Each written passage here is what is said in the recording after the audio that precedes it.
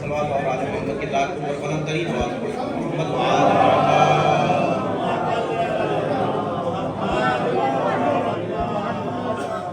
سب سے پہلے آپ سب کی خدمت عالیہ میں ولادت بسعادت سید الشہداء حضرت ابا عبداللہ الحسین علیہ السلام اللہم صلی علی محمد و آل محمد امام کی ولادت اور برادر عزیز افضل حضرت ابا عبداللہ الحسین یعنی حضرت ابو الفضل عباس سلمدار علیہ السلام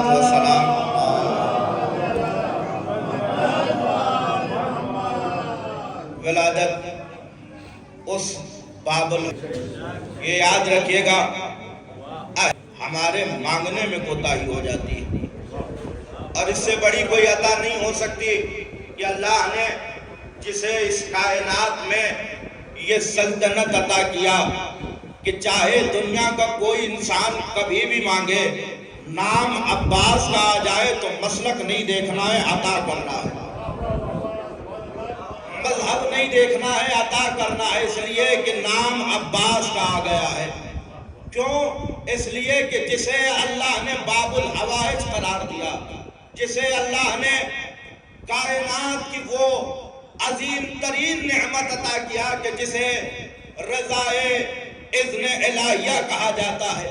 اگر آج پوری کائنات میں کسی کے سامنے سوال کرنا ہو تو لازم ہے کوئی اپنا کام بنانے کے لیے کسی انسان سے مانگنے کے لیے لازم ہے کہ کوئی وسیلہ ایسا ہو کہ جو کبھی رد نہ ہوتا ہو۔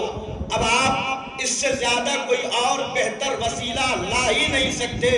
جس وسیلے کو علی نے قرار دیا، جس وسیلے کو امام حسن نے قرار دیا، جس وسیلے کو امام حسین نے قرار دیا، جس وسیلے کو شہزادی عالمیان نے قرار دیا، ان سارے وسیلے کو اگر یکجا کر لیا جائے تو وسیلہ باب الحوائج بنتا ہے۔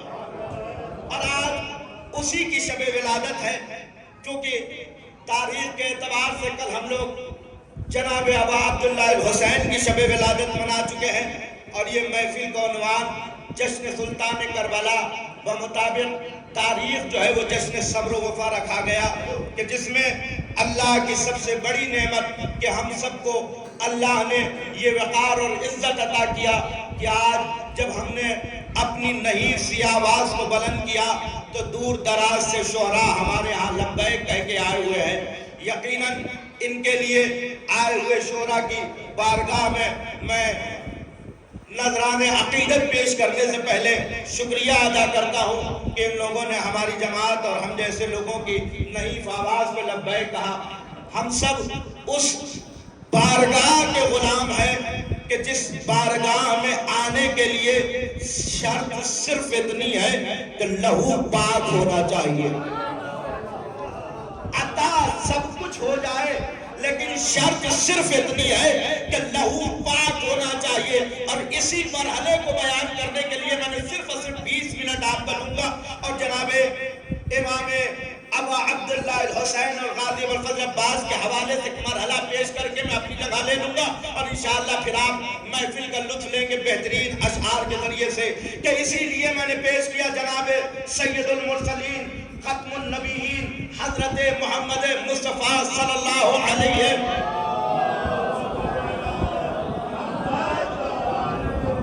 ارشاد فرماتے کل مولود یولد علی فطرت اسلام، ہر بچہ فطرت اسلام پہ پیدا ہوتا ہے۔ جب بچہ فطرت اسلام پہ پیدا ہوتا ہے تو راہیں بدل کیوں جاتی ہے، راستے تبدیل کیوں ہو جاتے ہیں؟ تو آواز آئی کیونکہ ان کے پالنے والے انہیں ان کے جیسا بنا دیتے ہیں۔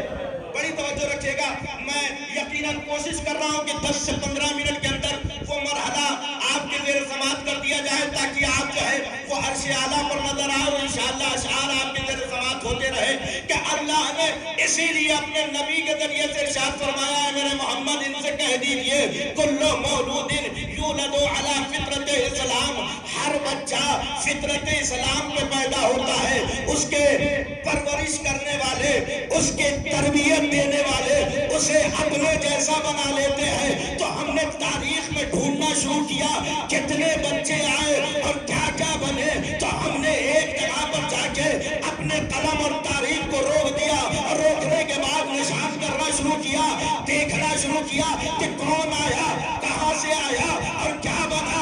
تو پھر دو باپ ملے کہ جہاں پر ہم نے دیکھا کہ ایک باپ کا نام ہے ابو سفیان۔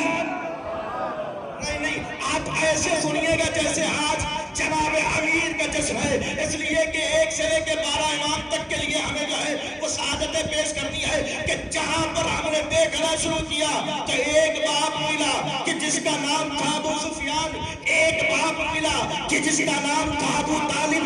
دونوں نے پرورش کیا، دونوں نے پالا، دونوں نے پرورش کیا، اور پرورش کرنے کے بعد، پالنے کے بعد 2 بیٹے جوان کیے، ایک ابو سفیان نے جوان کیا تو ایک معاویہ بنا، ایک یزید بنا، ایک ابو طالب نے پرورش کیا تو ایک محمد بنا، ایک علی بنا۔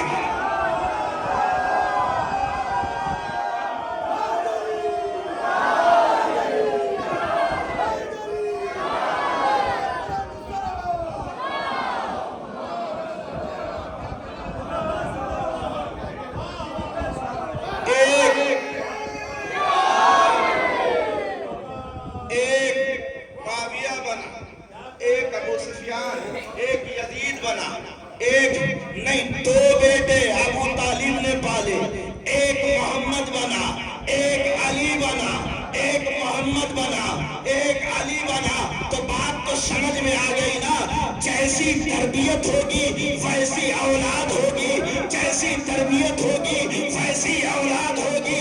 یہاں پر بھی ادھر ابو طالب نے 2 بیٹے پالے، ایک محمد بنا، ایک علی بنا، ادھر علی نے 2 بیٹے مانگے، ایک عباس بنا، ایک حسین۔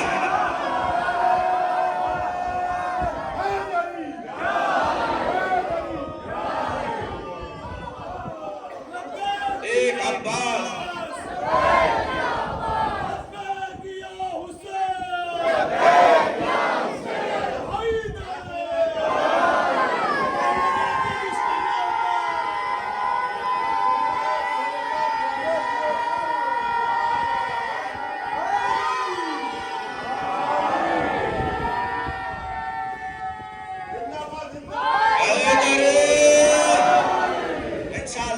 یقین ہے آپ سب کی سماعتوں کے اوپر میں یہیں کا رہنے والا، میں آپ کا وقت میں لوں گا، لیکن اتنا ضرور کہوں گا کہ یہ ساری نعمتیں جو ہمیں حاصل ہو رہی ہے وہ اسی در سے حاصل ہو رہی ہے کہ جس کی تربیت اتنی پاک ہے، اتنی پاک ہے، اتنی پاک ہے، اتنی پاک ہے کہ ساری سمندروں کا پانی یکجا ہو جائے تو انسان کو پاک نہیں کر سکتا، لیکن محمد کے بھائی کا کلمہ،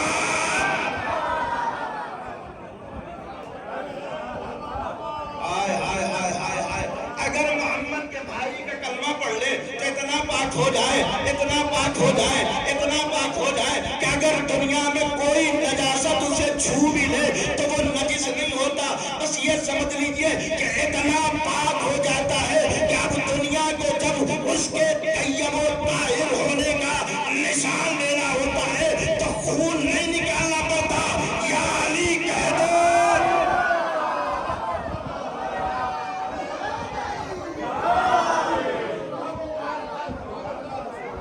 کوئی بلڈ، کوئی سیمپل نہیں، صرف اور صرف یا علی کہو، سمجھ میں آ جاتا ہے۔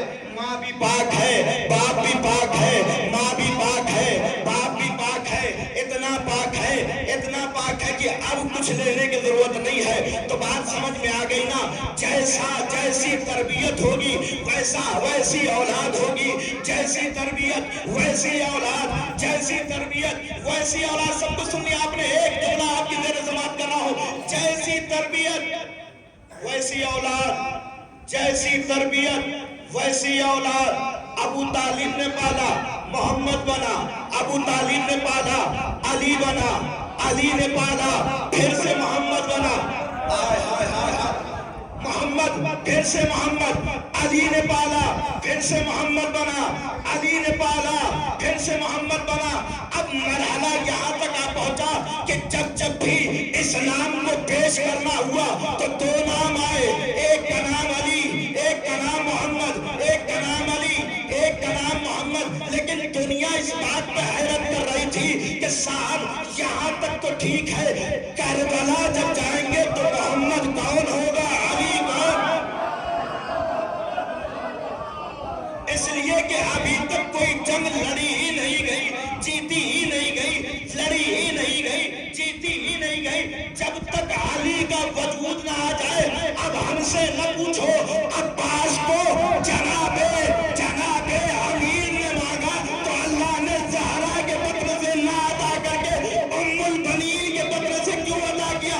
تاکہ دنیا کو بتلا دے جب محمد کو علی کی ضرورت ہو تو جب تک علی رہے گا علی ساتھ دے گا، جب علی نہ ہوگا تو ام البنین کا بیٹا علی بن گیا۔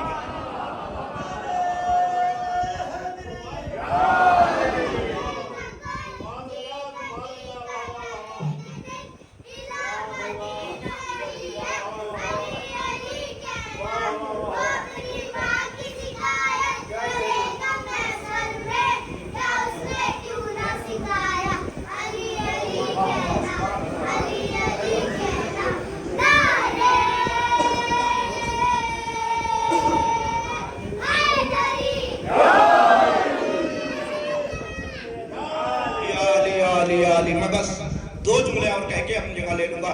یقین جانیے اس کائنات میں تربیت کا اس سے بہترین کوئی نمونہ نظر نہیں آتا۔ جب اسلام نے دیکھنا شروع کیا، جب لوگوں نے دیکھنا شروع کیا، انہیں محسوس ہوتا گیا جتنی اچھی تربیت ہوتی ہے اتنی اچھی اولاد ہوتی ہے، جتنی اچھی تربیت ہوتی ہے اتنی اچھی اولاد ہوتی ہے۔ اب آپ کے زیر سماعت جملہ کر رہا ہوں، جتنی اچھی تربیت ہوتی ہے اتنی اچھی اولاد ہوتی ہے۔ تو اولاد کی تربیت میں ماں سے باپ سے زیادہ ماں کا حق ہوتا ہے۔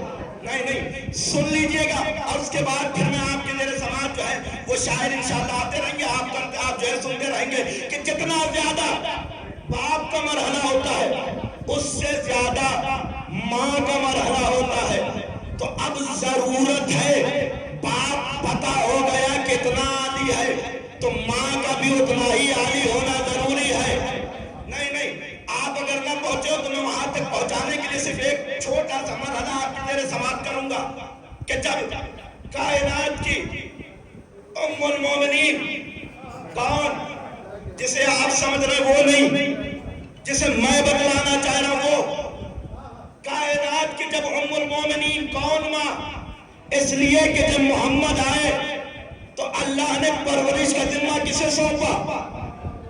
ابو طالب کو۔ اور کسے سونپا؟ فاطمہ بنت اسد کو۔ کسے سونپا؟ فاطمہ بنت اسد کو۔ فاطمہ بنت اسد کو نہیں سمجھے نا؟ جب شہزادی دنیا سے چلی گئی تو جناب رسول خدا قبر میں 3 مرتبہ لیٹے۔ نہیں سن لیجئے گا، یقیناً ماں کا مرحلہ سمجھ میں آ جائے اور اس کے بعد ختم دعا کہا 3 مرتبہ لیٹے، اور لیٹنے کے بعد بار بار کہتے تھے تجھ جیسی ماں نہیں، تجھ جیسی ماں نہیں، تجھ جیسی ماں نہیں، تجھ جیسی ماں نہیں، تجھ جیسی ماں نہیں۔ تو پھر مسلمانوں مجھے اتنا ضرور بتانا کہ وہ ماں پاک ہے جسے محمد نے ماں کہا، یا وہ ماں پاک ہے جس نے تمہیں ماں؟ وہ ماں پاک ہے کہ جسے محمد نے ماں کہا، یا وہ ماں پاک ہے جسے تم نے ماں کہا؟ تو سمجھ میں آ گیا نا، ماں تو وہی پاک ہے جسے محمد نے کہا ہے۔ اب دنیا جہاں ساری باتیں دیکھ چکی، سارے مراحل دیکھ چکی، تو پھر ماں اور باپ دونوں کا سلسلہ مل گیا نا۔ باپ بھی پاک، ماں بھی پاک، بیٹے بھی پاک، بچے بھی پاک، ہر طریقے سے نسل پاک ہے۔ اب یہی مرحلہ آخر تک چلے گا، یہی تک لانے کی کوشش کر رہا تھا، یہی مرحلہ آخر تک چلے گا۔ ہر مرتبہ، ہر بار باپ کے وجود کی دلیل بیٹے کو دینی ہوتی ہے۔ نہیں اگر نہیں پہنچے تو پھر سے میں جملہ کہوں، باپ کے شریف ہونے کا مرحلہ اس کے گھر کے بچوں سے پتہ چلتا ہے. نہیں سنیے، اس کے گھر کے بچوں سے پتہ چلتا ہے. تاریخ نے دو گھرانے دیکھے، تاریخ نے دو گھرانے دیکھے، دونوں کے بچوں کو نظر کرنا شروع کیا. ایک جگہ دیکھا تو باپ ملا تو اس کی ماں نہ ملی، ماں ملی تو باپ نہ ملا، باپ نہ ملا، باپ نہ ملا.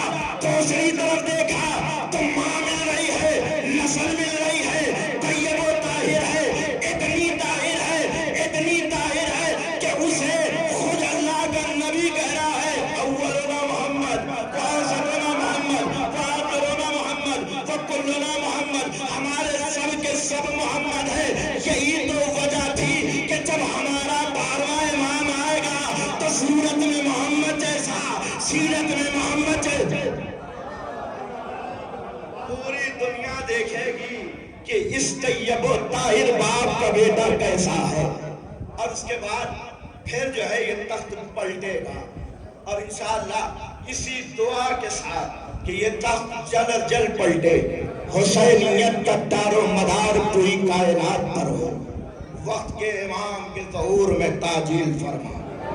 میرا معبود، ہم تیری بارگاہ میں اس سے بڑی کوئی شان اور شوقت اور یہ اس سے بڑی کوئی شب نہیں ہو سکتی کہ جس شب میں ہم مانگے طلب کریں. آج باب الحوائج کی شب ولادت ہے. دعا کریے بطفیل باب الحوائج، اللہ ہم سب کے نیک حوائجوں کو قبول فرما. یہاں جتنے لوگ بیٹھے کوئی خالی ہاتھ نہ پلٹا. پروردگار خاصتاً جو مریض ہونے شفائے کاملہ وعاجلہ عطا فرما. میرا معبود، اس دنیا حاضر میں سب سے بڑی تکلیف جو شیعہ کو ہے وہ یہ ہے کہ گنبد خضرا کے ٹھیک بغل میں جب اس کی نگاہ جاتی ہے تو آنکھیں اشکبار ہو جاتی ہے. اے پروردگار، بھیج ہمارے اس امام کو کہ جو آئے اپنی ماں کی قبر کی تعمیر کرے. جلد جلد جنت البقیع جنت المعلا کے روضات کی تعمیر میں تعجیل فرما. اے میرا معبود، تجھے واسطہ ہے آل محمد کے حق کا، تجھے واسطہ ہے شہزادی عالمیان کے حق کا. جب ہمارے امام کا ظہور ہو تو ہم سب کو ان کے حقیقی آواز و انصار میں شمار فرما.